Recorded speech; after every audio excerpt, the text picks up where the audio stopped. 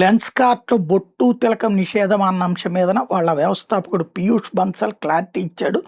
Social మీడియాలో viral అయినట్టు బొట్టు, తిలకం నిషేధ వివాదం మీద స్పష్టత ఇచ్చారు. కంపెనీలో బొట్టు, తిలకం ధరించడాన్ని నిషేధించారని ప్రచారం జరిగినటువంటి డాక్యుమెంట్ ప్రస్తుతం అమల్లో ఉన్న హెచ్ఆర్ పాలసీ కాదన్నారు.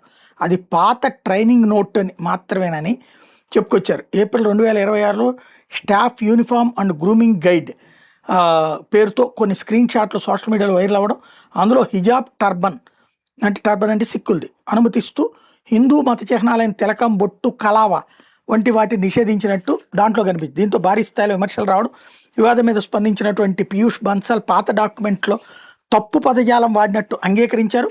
ముఖ్యంగా బొట్టు, తిలకం గురించి ఉన్న తప్పులన్నీ ఫిబ్రవరి 2026లోనే తొలగించామని చెప్పుకొచ్చారు. అది కంపెనీ ప్రస్తుత విధానం కాదన్నటువంటిది స్పష్టం చేశారు.